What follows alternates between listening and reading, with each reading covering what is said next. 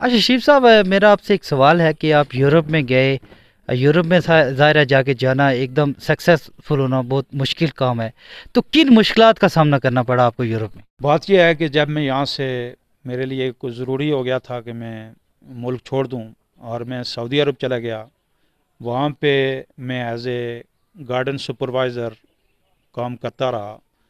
اور جب شروع میں گیا تو میں ایز اے لیبر کام کرتا تھا. تو بعد میں وہ جو ڈی جی تھا اس سے میں نے ریکویسٹ کی کہ میرے پاس اتنی صلاحیت ہے کہ میں ایز اے سپروائزر کام کر سکتا ہوں. تو اس کا شکریہ کہ اس نے مجھے وہاں پہ سپروائزر بنا دیا. اور بہت سارے لوگ میرے ساتھ 25 لوگ تھے جو میرے انڈر کام کرتے تھے. تو میں نے ان کو ہمیشہ یہ کہا کہ آپ اگر ایمانداری اور دیانتداری سے کام کریں گے تو میری طرف سے آپ کے ساتھ کوئی کسی قسم کی کوئی زیادتی نہیں ہوگی. اور ویسے بھی میری تو عادت یہ ہے کہ میں تو کسی کے ساتھ بھی زیادتی نہیں کر سکتا ہوں.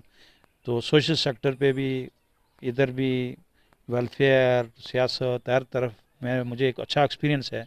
اور میں مطلب ہے اس طرح مختلف شعبہ جات میں کام کر چکا ہوں. اور یہ جو انسانی حقوق کی تنظیم ہے تو اس کا بعد میں یہ بھی ذکر کرتے ہیں کہ اٹلی میں 3F کے نام سے یہ گوگل میں ہے. تو اس میں میں ایگزیکٹو کمیٹی کا ایک بڑی سوسائٹی ہے تو اس کا ممبر بھی رہا اور ایک بڑے ایریے کا پریزیڈنٹ بھی رہ چکا ہوں. تو اس میں مجھے بے شمار ملکوں کے لوگوں کے ساتھ مل بیٹھ کر کام کرنے کا مجھے موقع ملا. اور مختلف لوگوں کے ساتھ میرا ایک تعارف بھی ہوا. اور اس سوسائٹی کے اندر رہتے ہوئے میں نے ایک بار وہاں میلان میں کشمیر انٹرنیشنل کانفرنس کے نام سے وہاں پہ ایک کانفرنس کا انعقاد کیا تھا. تو 2004 میں وہ ایک بہت بڑی کانفرنس تھی. مختلف سوسائٹیوں کے سیکرٹری جنرل اور صدور اس میں شامل تھے. اور میرا خیال ہے اٹلی میں ایک بڑی کانفرنس تھی کشمیر کے حوالے سے. اس کو ہم نے یہ کشمیر کا جو مسئلہ ہے اس کو ہم نے اجاگر کیا وہاں پہ. اور لوگوں کو بتایا کہ کشمیریوں کے ساتھ جو ظلم اور ناانصافیاں ہو رہی ہیں اس پہ لوگوں کو پتہ ہونا چاہیے جو دوسرے ملکوں کے لوگ ہیں کہ ہمارے ساتھ کیا ہو رہا ہے. تو میں سعودی عرب سے واپس جب پاکستان آیا تو یہاں پہ اب مجھے واپس جانا مشکل تھا میرے لیے کیونکہ میں تھوڑا سے کچھ معاملات تھے. تو میں لیبیا چلا گیا. لیبیا میں جب میں گیا تو میں سڑکوں کی کھدائی کرتا تھا، یہ پکی سڑکیں گینتی کے ساتھ. تو وہاں پہ مجھے ہاتھوں پہ چھالے پڑے ہوئے تھے اور سخت شدید پورے جسم میں درد ہوتے تھے. لیکن میں نے ہمت نہیں آ رہی اور میں حوصلے کے ساتھ کام کرتا رہا. وہاں پہ 8 ماہ ہو چکے تھے، کوئی تنخواہیں ٹرانسفر نہیں ہو رہی تھیں. تو 400 لوگ تھے پاکستان کے مختلف شہروں سے تھے. تو 400 لوگوں نے پھر مجھے کہا کہ آپ اگر کوئی سوچیں ہمارے لیے تو ہم ہڑتال کرنا چاہتے ہیں. تو میں نے ان کو کہا مجھے تو کوئی نہیں اس طرح کا پرابلم ہے، میں کر سکتا ہوں.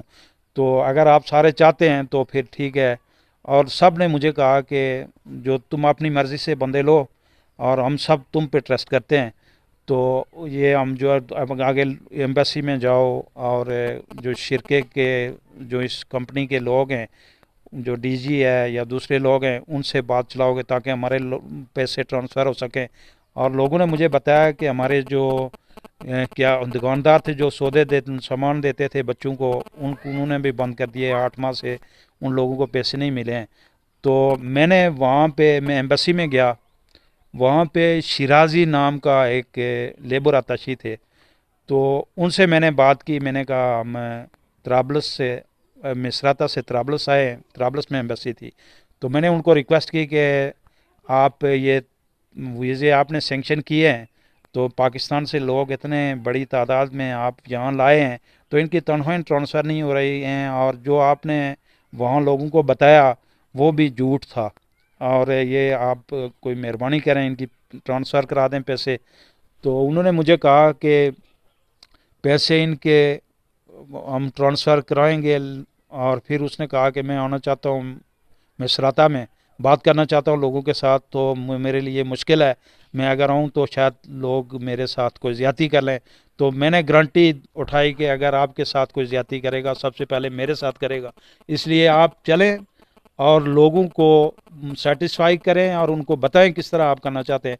वो जब वहाँ पे आए तो लोग बहुत गुस्से में थे, और लोगों ने वो फिर जिस तरह के हमारे लोग हैं, तो मैंने उनको कहा कि आप में से कोई, मैंने गारंटी उठाई है, अगर आप कोई इन पे हाथ उठाएगा तो वो मेरी ज़ात पे और मुझे हाथ उठाएगा। तो फिर लोग खामोश हो गए, फिर वो कुछ नहीं उसको कह सके। बाद में उन्होंने ये किया कि वो जो डीजी था शिरके का, शिरका अशगाल आमा उसका नाम था, तो उसने मुझे बुलाया, अली शुगरूफ उसका नाम था। तो उसने मुझे बुलाया, वो कहता है कि जी ये पैसे जो है ना इनके ट्रांसफ़र आप ये छोड़ दें और हड़ताल छोड़ दें, जो आपने स्ट्राइक ये की है इसको छोड़ दें, तो इनके पैसे जो ट्रांसफ़र हम करेंगे आस्ता आस्ता।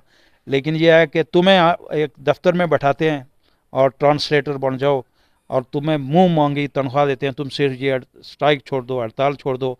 मैंने कहा ये नामुमकिन है, आप मुझे ब्लैकमेल ना करें, मेहरबानी करें इन लोगों के पैसे ट्रांसफ़र कर दें। वहाँ पे गरीब लोग हैं, हमारे पास पेट्रोल नहीं है, हमारे पास गैस नहीं है, नेचुरल चीज़ें नहीं हैं, इतने अमीर लोग नहीं हैं। तो अगर अमीर होता हमारा मुल्क, और ये अगर सियासी लीडर हम पे रहम खाते बिलखुसूस पब्लिक पे, तो हमें इधर आने की ज़रूरत ही नहीं थी। तो आप पैसे ट्रांसफ़र, उसने कहा कि जी तुम जो है ना दफ्तर में। मैंने कहा मैं तो दफ्तर में मुझे बैठने का कोई शौक़ नहीं है, मैं इनके साथ मजदूरी कर रहा हूँ, करता रहूँगा। तो इनके पैसे ट्रांसफ़र कर दें, उसके बाद जहाँ कहीं चाहते हैं मुझे बैठा दें, मैं तैयार हूँ। तो उन्होंने ये किया कि रात को फिर एक मिलिट्री सेक्रेटरी साहब आए, वो कर्नल इमरान अवीदाद साहब हैं, उनके घर ले गए। वहाँ पे मिलिट्री सेक्रेटरी थे उनके, तो उनके घर ले गए। तो हम 2 लोग थे, तो उन्होंने कहा कि जी मुझे पूछा कि तुझे क्या तकलीफ़ है, तुम क्यों हड़ताल करते हो, जहाँ पे तुझे पता है कि जो हड़ताल करता है वो उसके लिए जो कुछ होता है, तुझे शायद इसका इल्म नहीं है, पता नहीं है। मैंने कहा वैसे भी मरे हुए लोग हैं हम, तो कोई बात नहीं है, जो आप करना चाहते हैं तो कर दें हमारे साथ, लेकिन हमारे साथ ये ज़्यादती। और 8 माह से लोगों के पैसे इधर ट्रांसफ़र नहीं हुए हैं, गरीब लोग हैं, उनके हालात ठीक नहीं हैं, और उनके बच्चे अभी भूखे हैं, उनको मांग कर खाने पे उतर गए हैं। ये खुददार लोग हैं जो नौकरी के लिए आए हैं आपके पास तेल है, अमीर हैं, आपके पास सब कुछ है, इसलिए हम यहाँ पे आए हैं। और फिर सबसे इम्पॉर्टेंट बात यह है कि हम आपको अपना समझ कर आपके मुल्क में आए हैं। तो उन्होंने फिर ये कहा कि जी, मैंने उनको कहा कि आपके बच्चे हैं ये इधर, इनकी आप देखभाल इस सूरत में कर सकते हैं, आपके पास वसाइल हो, पैसा हो, मामला ठीक हूँ, तो आप इनकी देखभाल कर सकें। उन्होंने कहा बिल्कुल ये बात दुरुस्त है, और कल से पैसे ट्रांसफ़र हैं। उन्होंने अल्हम्दुलिल्लाह, ये कर्नल इमरान अवीदाद अगर ज़िंदा हैं तो अल्लाह ताला उनको और ज़िंदगी दे, अगर मर गए हैं तो अल्लाह ताला उनको जन्नत नसीब करे। उन्होंने फिर ये काम किया सबका, और 400 लोगों के पैसे ट्रांसफ़र हुए। और मेरे चूँकि पता नहीं किस वजह से नहीं हो सके थे, तो मैंने ये किया कि एक ये दिरकोट के सयाद साहब हैं, तो उनसे बात की, तो उन्होंने मुझे इटली भेज दिया बोट के ज़रिए। हम 45 लोग थे बोट पे, उनकी अमीर में था, कमांड में करता था। तो वहाँ पे 90 घंटा हम पानी में रहे, समुंदर में। तो हमने बेशुमार मछलियाँ और इस तरह के जो समुंदर के जानवर हैं उनको हमने देखा। समुंदर के अंदर जो जानदार चीज़ें रहती हैं उनको हमने अपनी आँखों से देखा, और आज तक मैं टेलीविज़न पे भी वो मछली नहीं देख सका हूँ जो मैंने अपनी आँखों से वहाँ समुंदर के अंदर देखी हैं। और हम चले वहाँ से 90 घंटा हम वहाँ पानी में रहे, और फिर एक जहाज़ हमें नज़र आया जो स्पेन का जहाज़ था, तो उसको हमारी किश्ती ने हिट किया। तो जब हिट किया तो अब किश्ती भी लीक हो चुकी थी, और पानी हर तरफ से जो है ना वो किश्ती के अंदर भी दाखिल होना शुरू हो चुका था। तो उन्होंने हमें रस्सा फेंका, उस रस्से के साथ हमने किश्ती को बांधा। जब किश्ती को बांधा तो वो इतने दूर दूर वो किश्ती झूलती थी, कभी गाज़ियाबाद, कभी नाड़ाकोट, कभी नीला बट, और कभी तनीला जाती थी। इस तरह का वो किश्ती का चक्कर चल रहा था। तो बाद में वो शिप आए इटली से, और उन्होंने वो मैं ले गए। 25 दिन हम वहाँ पे रहे, 25 दिन हम रहे उसमें कैंप में रहे। और 25 दिन के बाद उन्होंने हमें एक पेपर दिया, اور وہاں پہ یہ ہوا جو کیمپ میں ہم رہے وہ میں آپ کو بتانا ضروری سمجھتا ہوں. وہاں پہ جو ہمارے لوگ جاتے ہیں وہ یہ کہتے ہیں کہ ہمیں ISI والے دوسرے لوگ ہمارے ساتھ زیادتی کرتے ہیں تو ہم ادھر آئے ہیں. تو جب ہم سے پوچھا گیا وہ کیمپ کے اندر بھی وہ جو لوگ تھے انہوں نے مجھے کہا کہ ان لوگوں کے بارے میں جو بات تم کرے گے وہ ہمارے لیے ایکسیپٹیبل ہوگی, ہم اس کو درست سمجھیں گے. تو وہاں پہ لوگوں نے کہا جی ISI والے ہمارے ساتھ زیادتی کرتے ہیں, یہ حکومتیں زیادتی کرتی ہیں, فوج زیادتی کرتی ہے. میں نے کہا سب جھوٹ بولتے ہیں اور یہ اپنی پولیٹیکل سٹے کے لیے یہ بات کر رہے ہیں. بیسیکلی ہم غریب لوگ ہیں اور ہم یہاں پہ کام کے لیے آئے ہیں, پیسے کمانے کے لیے آئے ہیں, اپنے جو حالات ہیں ان کو درست کرنے کے لیے آئے ہیں. تو کوئی ISI کے لوگوں کو میں نے نہیں دیکھا کہ کسی کے ساتھ زیادتی کر رہے ہیں, اور نہ ہی فوج کو دیکھا کہ کسی کے ساتھ بالخصوص پبلک کے ساتھ کوئی زیادتی کر رہی ہے فوج. تو اگر میں دیکھتا تو میں ضرور آپ کو بتاتا. تو وہاں پہ مجھ سے انٹرویو بھی لیا گیا ان کے جو نیشنل چینل تھے ان میں بھی. تو میں نے یہی بات کی کہ یہ سب اس طرح کے جو جھوٹی باتیں ہیں وہ جو لوگ کرتے ہیں ان کو نہیں کرنی چاہیے اور ان سے ایوائڈ کرنا چاہیے. ISI کو بدنام کرنا, فوج کو بدنام کرنا یا اپنے اداروں کو بدنام کرنا اور اپنے لوگوں کو 20-22 کروڑ سے زیادہ لوگوں کو بدنام کرنا, یہ میں سمجھتا ہوں کہ زیادتی ہے اور اس طرح ہمیں نہیں کرنا چاہیے.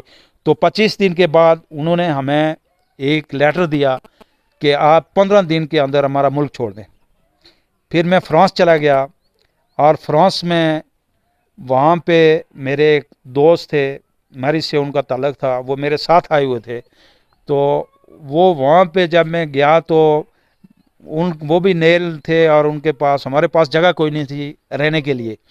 تو میں جو ٹیلی فون کا کیبن ہے اس میں رات کو باہر برف پڑی ہوئی تھی اور میں نے بازو اس طرح رکھ کے کھڑے ہو کر میں وہاں پہ سویا ٹیلی فون کے کیبن میں. تو تھوڑی دیر سویا تو جب صبح ہوئی تو ایک داڑھی والے ایک نوجوان میرے سامنے سے گزر رہے تھے. تو میں نے ان کو ریکویسٹ کی کہ حافظ صاحب مجھے جگہ چاہیے رہنے کے لیے, رہائش کے لیے. تو حافظ صاحب نے یہ کیا کہ وہ واقعی حافظ صاحب تھے, مجھے نہیں پتا لیکن داڑھی دیکھ کے میں نے کہا چلو شاید کوئی حافظ صاحب ہی ہوں. تو حافظ ہارون ان کا نام تھا, گجرانوالے سے ان کا تعلق تھا. تو وہ مجھے لے گیا اپنے گھر. میں نے کہا کچھ دن کے لیے 2-3 دن کے لیے مجھے جگہ چاہیے, اس کے بعد میں اپنا انتظام کر لوں گا.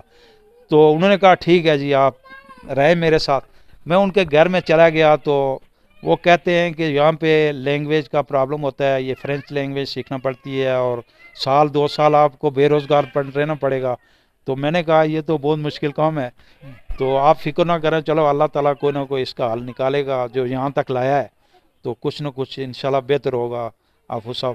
تو حافظ صاحب نے یہ کیا کہ صبح جب وہ جا رہے تھے ٹیوشن پڑھانے کے لیے تو مجھے کہتے ہیں کہ میں یہ چابی آپ کے پاس رکھ کے جاتا ہوں. میں نے کہا حافظ صاحب آپ نہ مجھے جانتے ہیں نہ میں آپ کو جانتا ہوں, تو پہلی بار ہماری ملاقات ہوئی ہے, ملے ہم, تو آپ مجھے چابی دے کے جا رہے ہیں تو شاید میں کوئی آپ کا یہ گھر میں کوئی نقصان کر لوں, چوری کر لوں کوئی چیز. وہ کہتے ہیں میری زندگی لوگوں میں گزر گئی ہے, مجھے یقین ہے کہ تم چور نہیں ہو. میں نے کہا ماتھے پہ تو کسی کے نہیں لکھا ہوتا ہے, چلو آپ کہتے ہیں تو میں یقین کر لیتا ہوں. اور ایک نائٹ میں وہاں پہ رہا. وہ نیکسٹ نائٹ پہ ایک بندہ آتا ہے, وہ کہتا ہے مجھے چاہیے ایک بندہ کام کے لیے.